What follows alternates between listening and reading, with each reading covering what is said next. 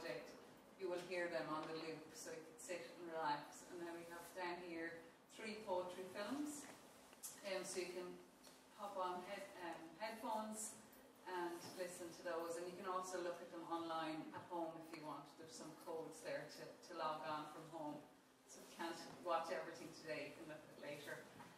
I'm Maggie, and I suppose I'm the project manager, or the person who decided that we'd do this project and asked all of these brilliant poets to be part of it. And we're really grateful to Grilse Gallery for having us here and inviting us to have the exhibition. And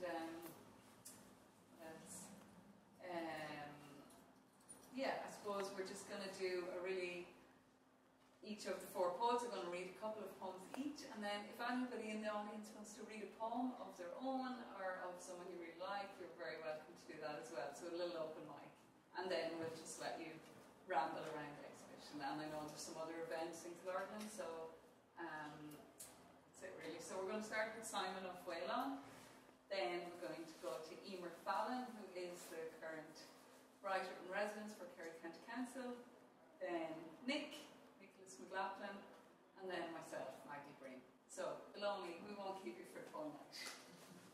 So Simon. Love it, Maggie. I'm going to read, my poems are in Irish, for those who haven't encountered me before. So I'm just going to read 2 poems with translations, which will take the time. 4 poems. Sorry, for the camera, would you mind a few steps back? That's yep, sure. Yeah. So, the first poem I'm going to read is from my most recent collection, and it's called Éist, which is the Irish word for to ignite or to light something, a fire. I suppose it's a poem about the human relationship with technology, I suppose, if you like, and where it comes from. Éist. Bhí éile óga deargas an dóite, mar bhuail tinsrach an machre. Tháinig an duine is chrom, is héad ortha gur tháinig tinne. Chnug sí is chluí le na héad, is laid le teann grá mar gur héag siise nach leacht, sulad ná gás, nach cáithnín tán ná gaithí.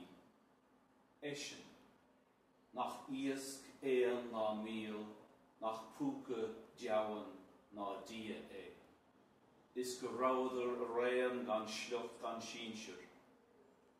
Siise, Bahig mise is bahol tusa, session, biach in a varga.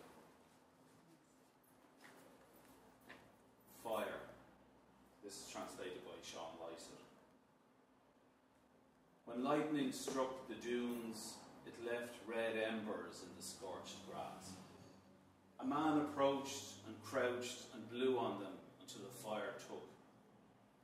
Fire saw him and was hafted to his side and smothered him with love, because it understood that it was neither liquid nor solid nor air, not particle, wave or ray, and that he was neither fish nor fowl nor whale, not hobgoblin, demon or god.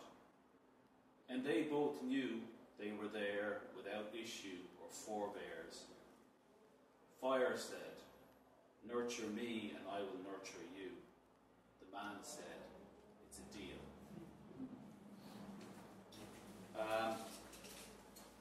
The other poem I'm going to read, this is a poem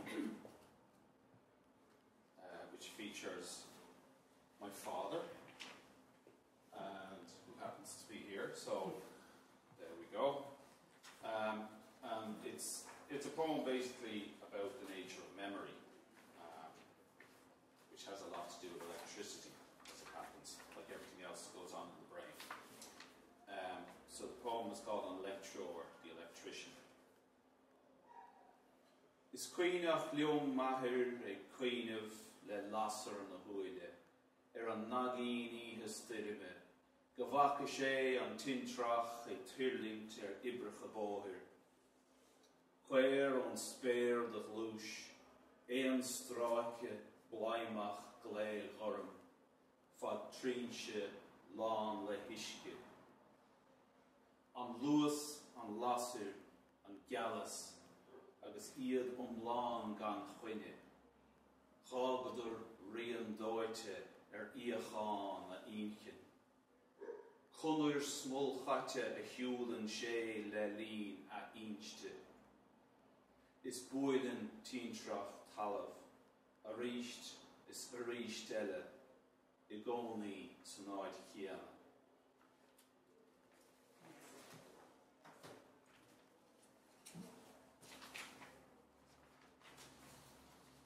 The electrician. I remember my father with flames in his eyes. Remember Sally Noggin on a stormy night, when he saw lightning descend, a light on roadworks. The bolt from the sky in flight, bright blue light, a single blaze, from length to length of a brimming trench along the water's surface. The speed, the flames, the brightness, and all this unexpected. In their wake they left a track burnt in the neurons of his mind.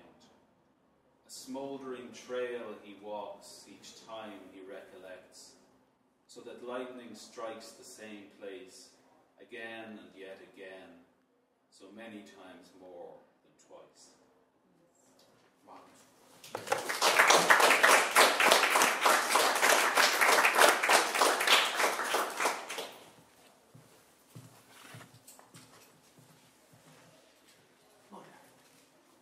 Hi, my name is Emer Fallon, and thanks very much for having us here today, and thank you to Maggie for inviting me to be part of it.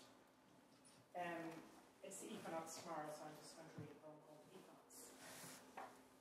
We never gave her a name, but every spring and autumn equinox, when my daughter was 5 or 6 or 7, we would go down to the strand and fashion a woman from shells and rocks and sand. It was only looking back in photos to notice the dates, as though some divination had taken place, and propelled us to the beach to summon her to life. We spent the longest time in her eyes, pebbles of black basalt, gleaming mussel shells. No matter what we tried, we never got them right. She'd always end up with a haunted look, that just didn't match her cupped sandy breasts and the tangled seaweed hair that kept her tethered to the ocean bed, until within days it had drawn her back under, leaving a messy scatter of stones and shells in her wake. In Cocoon and West Kerry at the moment, there's a lot of shearwaters being stranded. They're seabird, I'm sure you all know, but they nest out off the coast, and they have to cross West Kerry in their migration, and they're distracted by the lights and drawn to light, so they keep on getting stranded, and they can't take off from land. They need a height to take off. So people have been going around putting them in the boots of their cars, and they release them from somewhere else ahead, maybe. My daughter leaves home. The bird is a white-bottomed boat on the road above Cocoon. A shearwater drawn to the light, with no drop nearby to relaunch. I park in the dark on the side of the road and ring a woman who has done this sort of thing before. She sounds sleepy. You just need to find somewhere with the drop. That's quite something, she says, finding a bird like that. This isn't the first time I found one, I tell her. I just never launched it before. It's a beautiful night, she says. No wind. If you don't do it now, you have to keep it another day. Slade Head is all rock and stars and sea. Every place I pull into is not quite sheer enough. They need the drop to fall a bit first, she said. I finally find a spot below the cross. Out of the car and standing in the dark, stars mark out a map above my head. I turn off the headlights and open the boot. Clasp the bird tight into me, sharp shoulders and soft life. Find the spot where the sheer drop begins, open my hands, cast it up and out. Silence is what's left. and an empty space. Even though I know it's no longer in the car, I drive home with care and the same fear I felt taking my newborn daughter home for the first time when I thought pulling a vest over her head might break her neck. And this is my last one. I'm working on a project on the Marys with a couple of other people. So and Silk and Mitchell's, and we're there as part of the North Marys project, which is looking at coastal erosion. We're working with the Marys Conservation Association, with this incredible group of people who have already done so much to try and raise awareness of Marys and everything that's precious about it. And this is one of the first events we attended in our role. Nighttime toad walk on Marys. In the car park by the golf club, the mood is giddy and high. The biodiversity expert talks of how toads mate, of climate change. They throw out a joke at a group of young lads and they jostle and laugh. We gather and unspool into a long, meandering line and follow a slow-flowing river down to the waiting ponds, head and hand torches glowing in the soupy summer dark. Voices soften to low talk, silences punctured by hisses of look, there, do you see? And we see you, ungainly natterjacks on picks blade legs, lurching across the low-cut grass in a frantic search for a mate. Your hungry croaks sound out the night. We love you, we say. We love you. But what do we know of your cold-blooded lust, the deeper calling that fuels your flesh? We walk round and round, slow step by slow step, held by the darkness, kissed by torchlight, your low-throated love song sending us spinning home in a dumbstruck daze.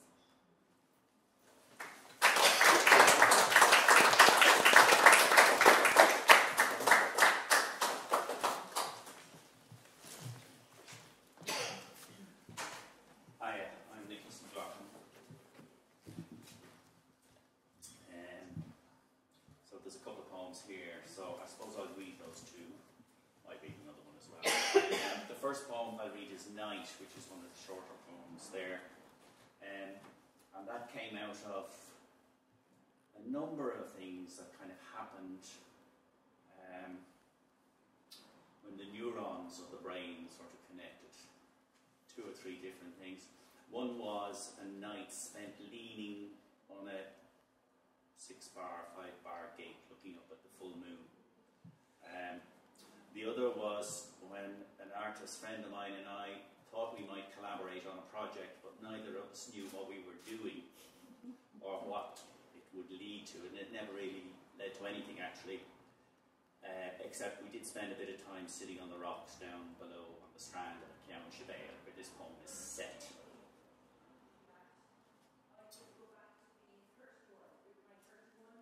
Night. Stretched out on this promontory, waiting for the Clóanna sunset, listening to waves come and withdraw, Why wouldn't we lie hands entwined, test the horizontality of these rocks, look up at the sky and become night, become stars, become moon? Sitting upright as the wind drops, waiting for the bay to become lines of Arabic or just an ideogram of itself. Why wouldn't I recall the night, testing imagination's monumentality? We lay out in a field lengthwise and waited on the moon's white sheet. So this is the next one is a Fallon of Youth in a poem. It's called Launching the Festival. It's here somewhere. May again, when culture's red tide swims most forcibly in the blood. The narrow road above the creek where I parked the car serpentines down to the base of a cliff, and a harbour behind a wall of rock where the odyssey of Brendan began. On the pier, 8 girls in monks' habits carry a blue papier-mâché whale.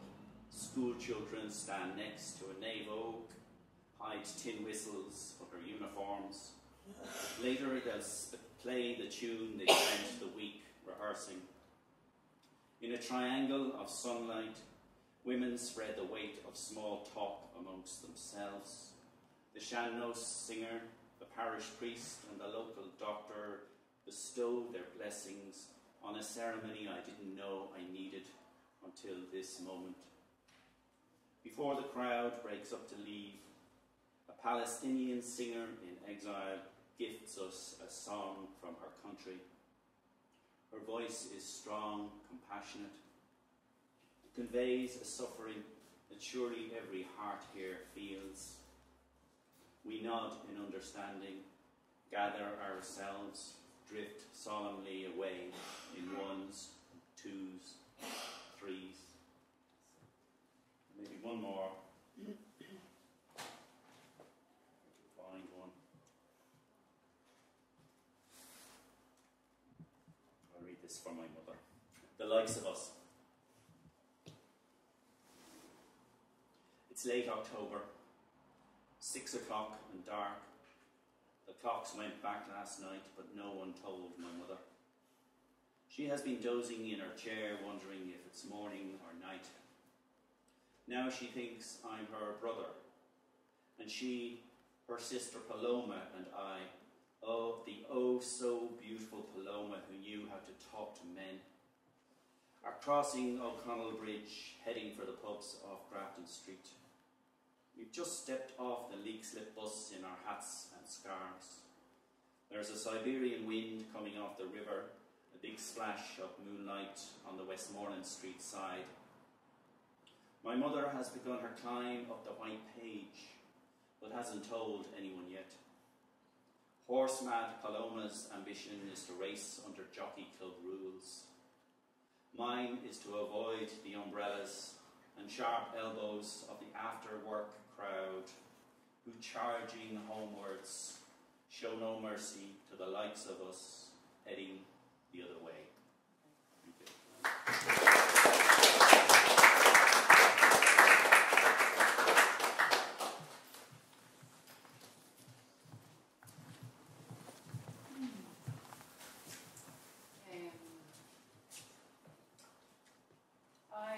I wanted at the beginning to explain why I started this project.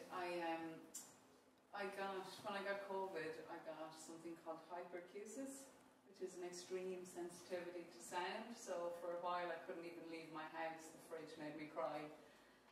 It's insane, you know, it was crazy, and thank goodness I've almost recovered.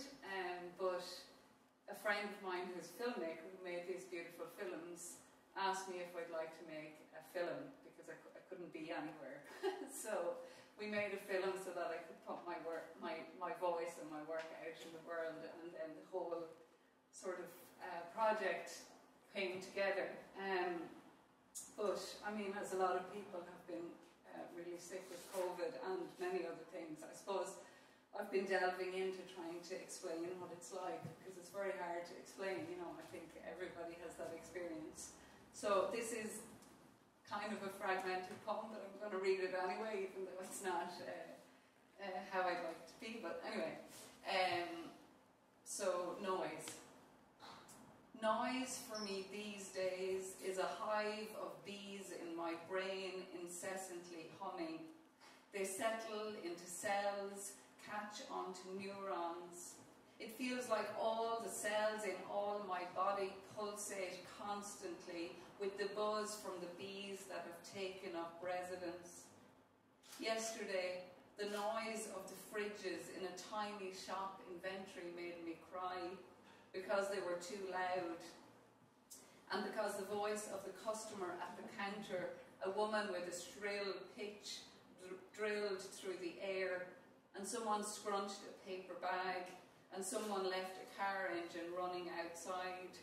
Layers and layers of sound all swirling round, screaming for my attention, screaming for me to understand. I remind myself to look at each sound, to hold it, to turn it round, to teach myself again that the multi-note hum is the fridge, it's not dangerous. that the piercing noise is a voice, a human's, a woman's, also not dangerous. The fridge, the voice, the paper bag, the car engine, hear, identify, relearn these sounds of life. Then I don't know what else to read. I always bring too many poems.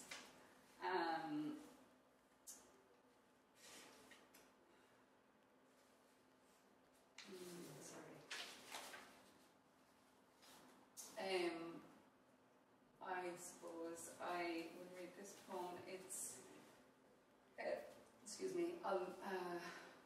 it's dedicated to a friend of mine who this will suit this on Sunday. It's his 3rd anniversary. Unfortunately, he took his own life, and it's a really hard thing to talk about, but it was Suicide Awareness Day a few days ago, so I just think the only way is to speak about it. So I read it for him, for Harry. Things to believe in. By June, it finally starts to lift, rises off you like a mist. You find yourself in a quiet place that dips into the land for shelter. This house has thick walls, wider than your arms reach. A sitting room like a cozy cave with a stove and a stone floor. Here you can believe in simple things, in real things, more than all the prayers you ever had to learn by heart.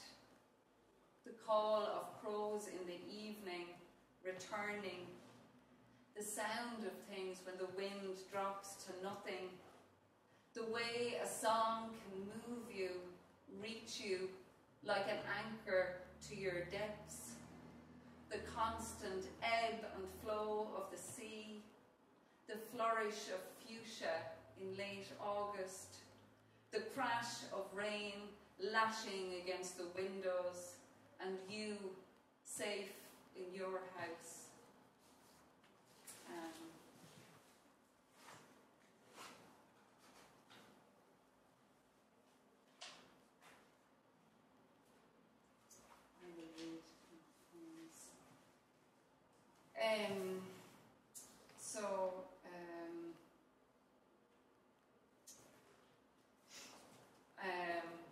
About 20 years ago, I had a car crash, or I was in a car crash, and it seemed to sort of open up all kinds of things that I'd forgotten or whatever. And this is the poem that came out of it, and it's for my mother. There are things you want to say. You see it before it happens. The bend, the rain, the car sliding, the bang as you hit the ditch. Someone holding your hand, your eyes closed, a scream that quietens, that you realise is you. You're okay, voices say. Then her voice, shaking. You're okay, she says too.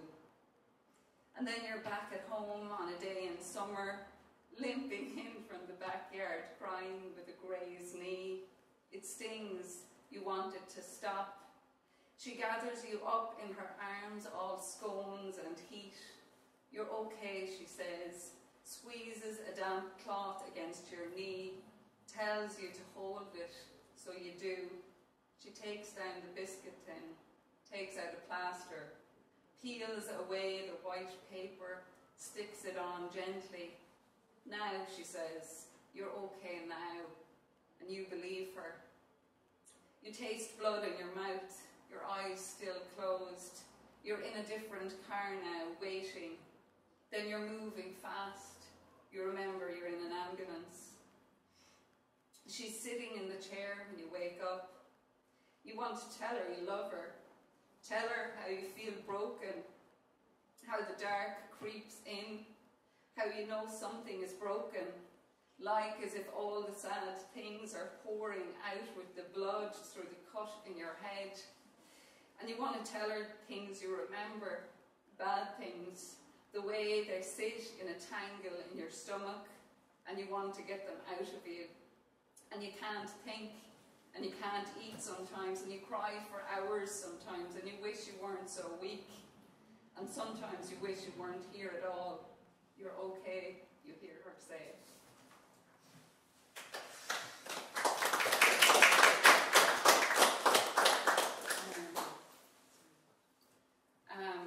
And I'll read one more poem. It's a dream, and it's for Ó Faoláin collecting. A woman by a river, hunkered down like she's fishing, draws me in. Coming closer, I see the stick she holds has a paper box at the end, a lantern throwing out golden light. She's reaching out over the water. That's where the best ones are, she whispers, not taking her eyes off the light. It only works at dusk, she tells me, her silver hair catching the dew, her words soft like a prayer. She draws the lantern towards us, nods that I should look. I lean in, see into its centre, moths dancing in the light, their wings a blur of colours, dull browns, bright oranges, off-whites. See, she breathes relieved. I found them after she lets them go. Thank you.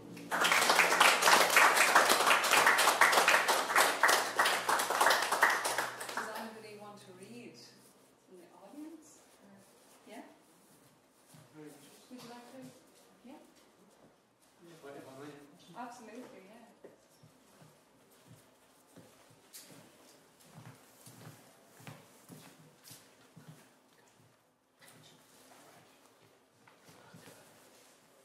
Like the gathered poetry, I've only had a few publications, but this was taken up by Galway journal, Scarlet 47, in 2016, and it was triggered by a Facebook post that one of my old friends from the UK put up. Extraordinary man, PhD in witchcraft and folklore and all the rest of it, brilliant guitarist, and also not just a wizard guitarist, but a fine teacher of the same. And the reason for saying that is that he's a very reliable man. So there was a fact that I was quite shocked by, that Worcester, our kind of county town where we lived in the UK, had a street directory as far back as 1790. I had no idea that you would get street directories. And there was one thing that took Brian's eye, and one of the listings was a William Smith in Friar Street, who was listed as a, what it looks like, a translator of shoes. You know, they always say the translator of shoes. And in those days, a translator of shoes was a refurbisher, a second-hand shoe repairer. And I was taken by this, and so this is a short poem in the voice of a fictional William Smith. Translation. Not for me to care for glory of the newly fashioned, not to crave the wealth of patents or satisfaction from innovation and style, not to hanker after the witty wagging of articulate tongues, nor to yearn the treads and steps on the social ladder, but modestly to heal well torn mouths and bruised eyelids, to rebuff the errant toe cap, to revive the sagging soul, all my days, all my joys, to be a translator of shoes.